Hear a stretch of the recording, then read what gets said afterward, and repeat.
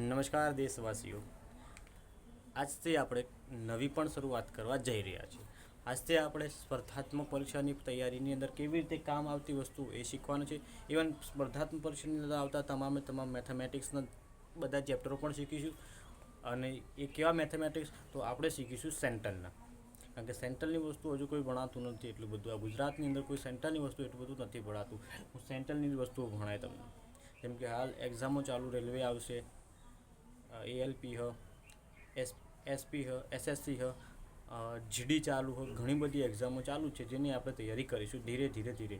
બરાબર. તો એના માટે પ્રોપર એક વસ્તુ જોઈએ, જેના માટે હું લઈને જ આવ્યું સંપૂર્ણ ગણિત બ્રહ્માસ્ત્ર. આ હિન્દીની અંદર હું તમને આ જ વસ્તુ બધી ગુજરાતી અંદર ભણાવીશ. આ આદિત્ય રંજન સાહેબની બુક, ફેમસ આદિત્ય રંજન સાહેબની બુક છે, એને હું આપણે ગુજરાતીમાં ભણીશું. બરાબર. તો એની અંદરથી સૌ પ્રથમ જે ચેપ્ટર હોય એ ચેપ્ટર છે આપણું અંક ડિજિટ, અંક મેથડ. કેવી રીતે અંક મેથડ કરવી. અંક મેથડ કેવી રીતે કરવી? તો અંક મેથડ એકદમ ઇઝી વસ્તુ. જોજો, બહુ જ કામની વસ્તુ. અંક મેથડ ક્યારેય કામમાં આવે તો જેટલા પણ આ અંકો છે, આ અંકોનો તમે સરવાળો કરો, એ જે જવાબ આવે એક સિંગલની અંદર તમારે જવાબ લાવવાનો છે. અંક મેથડ કોને કહેવાય? તો આ બધાનો સરવાળો કરવાનો તમારે, અને બધાનો સરવાળો એક સિંગલની અંદર લાવવાનો, એક સિંગલ આંકડાની અંદર લાવવાનો. એક્ઝામ્પલ તરીકે તો આ બધાનો સરવાળો કરો તમે. જેમ કે 7 અને 4 કેટલા? 11. 11 ને 3 કેટલા થાય? 11 ને 13 14. 14 ને 2 16. 16 ને 5 21. કેટલો આવ્યો? 21. હવે આ 21 પણ આપણે કેવું જુઓ સિંગલમાં, તો 21નો પણ સરવાળો કરો તો 2 ને 1 કેટલા થયા? તો સાહેબ 2 ને 1 થઈ ગયા 3. તો આનો અંક ડિજિટ કેટલો થયો? આનો અંક ડિજિટ થઈ ગયો 3. હવે તમે કહેશો સાહેબ આ શું કામમાં આવશે? તો આ ગુણાકારની અંદર કામમાં આવશે, ભાગાકારની અંદર પણ કામ આવશે, સરવાળાની અંદર પણ કામ આવશે. ધીરે સ્ટેપ બાય સ્ટેપ હું તમને શીખવાડે. આજે ખાલી અંક મેથડ શીખી દો, પછી હું તમને પછી ગુણાકાર શીખવાડું, એના પછી ભાગાકાર પણ અંક મેથડથી આપણે શીખીશું. હવે આનો અંક મેથડનો સરવાળો કરો તો કેવી રીતે કરવાનો? તો સાહેબ સરવાળો કરો. 4 ને 8 કેટલા થયા? 12. 12 ને 3 15. 15 ને 2 17. 17 ને 1 18. 18નો અંક ડિજિટ કેટલો થયો? તો 8 ને 1 9. 8 ને કેટલા થયા? 9. આ અંક ડિજિટ મેથડ થઈ ગઈ. ચલો અહીંયા સરવાળો કરો સાહેબ. 3 ને 4 7. 7 ને 5 12. 12 ને 2 14. 14 ને 6 21. તો ફરીથી સરવાળો કરો તો 21, અને 21નો સરવાળો કરો તો 2 ને 1 3. તો આ થઈ ગઈ અંક ડિજિટ મેથડ. બરોબર. આવી રીતે અંક ડિજિટ મેથડ. હવે થોડીક વસ્તુ ધ્યાનથી જુઓ. અંક ડિજિટ મેથડની અંદર બીજી વસ્તુ તમે સમજો. 4 3 2 5 9 2 3. બરોબર. આવી વસ્તુ સમજો. આવી કોઈ વસ્તુ છે. હવે 5 3 2 5 9 2 3. બરોબર. હવે જ્યારે એક બીજી વસ્તુ સમજાવું તમને, 9ની એક વસ્તુ સમજાવું. આપણું જે 9, બરોબર, આ 9 છે. હવે આ 9નો તમે કોઈ પણ સંખ્યાની અંદર એડ કરી નાખો, અથવા કોઈ પણ સંખ્યા અંગા તેનો ગુણાકાર કરી નાખો, તો એનો જવાબ હંમેશા 9ની અંદર જ આવશે. જેમ કે જુઓ, 9 ને 4નો સરવાળો કરો તો 9 ને 4 કેટલા થશે? તો 9 ને 10. સોરી, અહીંયા ગુણાકારની વાત થઈ, ભાગાકારમાં 9 ને 4 9 ચોક 36. તો 36નો સરવાળો કરો કેટલો થશે? 9. હવે જુઓ, તો 9 આવી ગયો કે ના આવી ગયો? આવી ગયો. તો જ્યારે પણ તમે ગુણાકાર કરતા હશો ત્યારે આ 9 જે આવશે ને એ 9નો શું કરવાનું થશે? તમારે 9ની અંદર એડ કરવાનું, ગુણાકાર કરવાનું થશે 9. એટલે કે 9 તમારે શું કરી દેવાનું? બાદ કરી દેવાનું. તમે 9 બાદ કરીને સરવાળો કરશો ને તો બી તમારો જવાબ સેમ ટુ સેમ આના આ જ આવશે. જેમ કે એક્ઝામ્પલ તરીકે હું તમને ચેક કરું. જેટલી જો તમને 9 દેખાય ને 9 બાદ નાખો, એવું નહીં 9 જ દેખાય. જેમ કે 2 અને 7 કેટલા થાય? તો 2 અને 7 પણ કેટલા થાય? 9 થાય. તો 9 કરી દેવાનું, બાદ કરી દેવાનું. જુઓ, સરવાળો કરો. 9 અને 4નો મેં તમને કીધું સરવાળો કરો. તો સાહેબ 9 4નો સરવાળો કરો કેટલો થાય? 9 4 13. અને 13નો સરવાળો કેટલો થાય? 4. તો તમે પહેલથી જ 9 કાઢી નાખો તો બી જવાબ કેટલો આપવાનો? 4 જવાબ આપવાનો. બરાબર. હજુ ના સમજાવ પડતો સમજાવો. તમે 25, એક બાજુ 25 અને એક બાજુ કેટલા? એક બાજુ આપણે વત્તા, આપણે લખીએ અહીંયા 9. 99 લખો. ચલો હવે આનો અંક સરવાળો કરો કેટલો? 5 ને 2 7. અને 9 9 18. 9 9 કેટલા થાય? 18. 18નો સરવાળો કરો. 8 ને 1 9.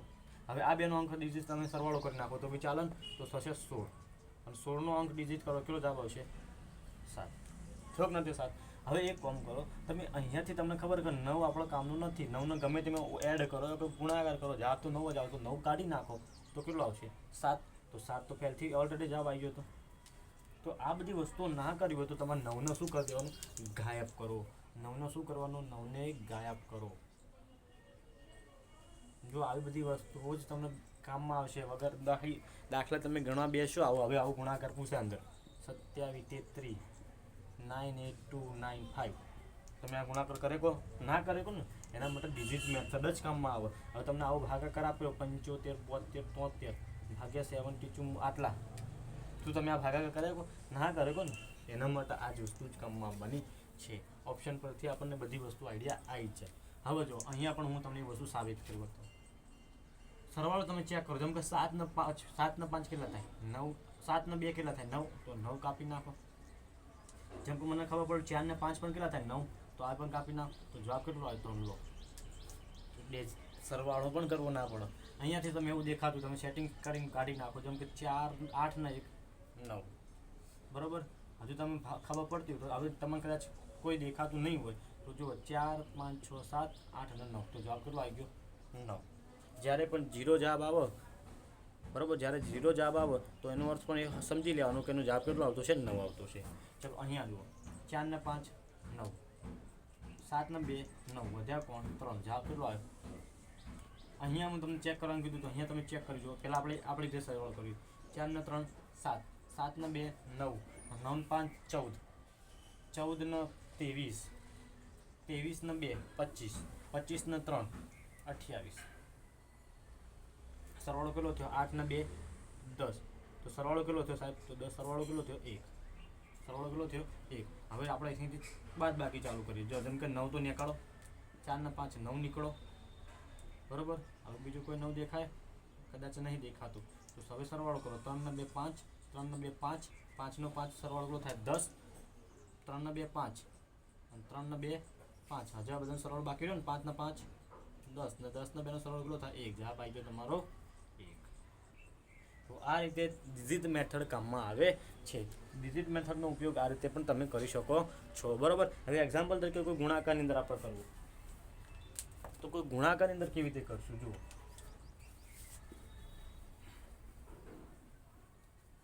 હું કોઈ અહીંયા ગુણાકાર એક લઈ લઉં,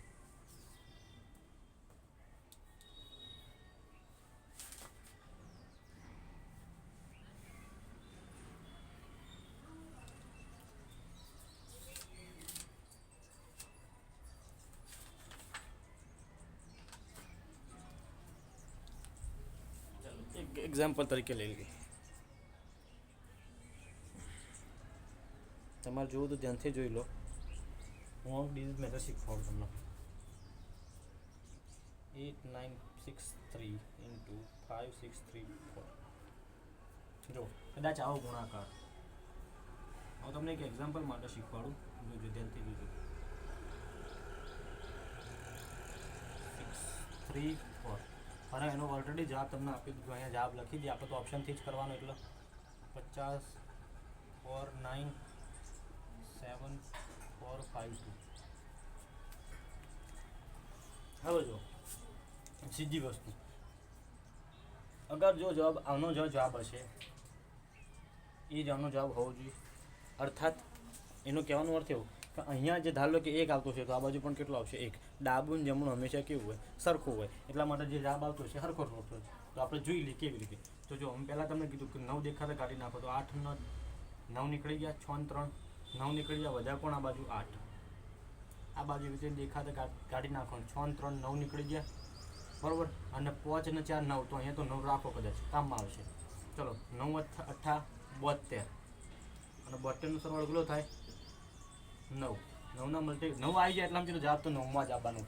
9 જે જ્યારે તમને દેખાય એટલે જવાબ હંમેશા 9ના મલ્ટીપલમાં જ આવવાનું રહેશે. તો અહીંયાથી કાઢો 5 ને 4 9 કાઢી નાખો, આ 9 કાઢી નાખો, 5 ને 4 9 કાઢી નાખો, વધ્યા કોણ 7 ને 2, 7 ને 2 અને 7 ને 2 નો સરવાળો પણ કેટલો થશે 9. તો ફરીથી તમારો જવાબ કેટલો આવી ગયો 9. અને આ આવી રીતે કામમાં આવે છે. તો કદાચ તમને આની અંદર ખબર પડી ગઈ છે. આવા દાખલા હું તમને એકાદ બે આપી દઉં તો મને જવાબ તમે કહી શકો આવી રીતે કે કોના મલ્ટિપલમાં આવતો હશે, અથવાનો ડિજિટ મેથડ કેટલો થાય. તો એનો ડિજિટ મેથડ તમે ચેક કરશો કે જે કરશો 5 ને 4 નીકાળો, 5 ને 4 9 નીકળો, 3 ને 2 કેટલા વધ્યા 5, 9 નીકાળ નાખો તો હવે વધ્યા કોણ 8 ને 4 12, 8 ને 2 10 ને 4 12, 12 ને 13 14 ને 15, મતલબ 15 નો સરળ કેટલો થાય 6, 15 નો સરળ કેટલો થાય 6, 6 પંચા 30. તો અંક ડિજિટ મેથડ કેટલો જવાબ આવશે 3 is the right and final answer રહેશે. આવા જ બધા જ દાખલા હું તમને સાદા વ્યાજની અંદર, ચક્રવૃદ્ધિ વ્યાજની અંદર, ઇવન કોઈ પણ દાખલો ગણશું જેની અંદર આપણે ડિજિટ મેથડનો જ ઉપયોગ કરીશું. ડિજિટ મેથડનો ઉપયોગ કરીને જ આપણે દાખલો ગણીશું. કદાચ તમને આની અંદર ખબર પડી ગઈ છે. તો હવે જે નેક્સ્ટ વિડીયો આવશે એની અંદર હું તમને ભાગાકાર અને મલ્ટિપ્લિકેશન, ગુણાકાર ભાગાકાર બંને વસ્તુ શીખવાડીશ અને કેવી રીતે કામ આવશે એ પણ આપણે એના એક્ઝામ્પલ હું તમને ઢગલો એક્ઝામ્પલ અહીંયાથી શીખવાડી નાખી. આના પછી જે ચેપ્ટર ચાલુ કરશું એ હશે આપણું પર્સન્ટેજ, આપણે જેને આપણે કહીશું ટકાવારી, પ્રતિશત, જેને આપણે હિન્દીમાં પ્રતિશત અને ગુજરાતીમાં જેને આપણે ટકાવારી કહીશું, એ વસ્તુ આપણે શીખીશું સ્ટેપ બાય સ્ટેપ. ચલો તો મળીએ. જય હિન્દ, જય ભારત, ભારત માતા કી જય.